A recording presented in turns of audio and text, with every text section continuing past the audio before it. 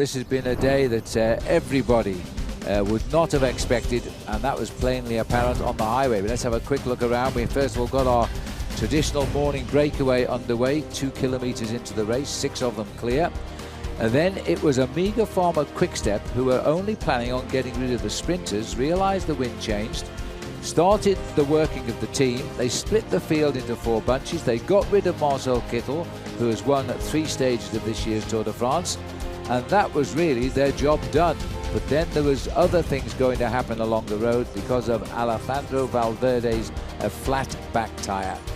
And Valverde, who was expecting a great tour this year, he'd never been up to second place at this stage of any Tour de France, wrestling with his wheels. The team knew the importance because they waited for him, and he had to put the team in himself because there was no team cars around him. But he could have changed bikes with one of his team and got straight back up the road. He chose not to do that. And once he got going again, he really organised his team well. They called back from the leading group Rui Costa, the winner of this year's and last year's Tour of Switzerland. But together they could not get back because of the speed and the wind. So he went back to the group containing Kittel. He was done for the day. Meanwhile, up front, the big move came when Saxo Bank decided to do what Belkin had been doing, and they split the field with such a turn of speed, and they realised that Chris Froome was not there. And so they continued to race then with the top 4 riders overall, because Valverde was now gone, in that leading group. 14 men getting away to fight out the finish and carrying to the finishing line the 2 fastest sprinters in Sagan and Cavendish.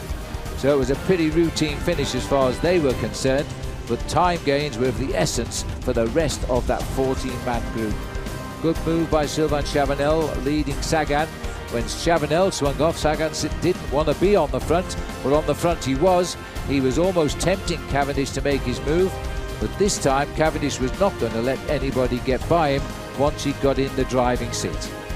25th stage win historically for him, more than any other rider in the Tour de France throughout history in road races.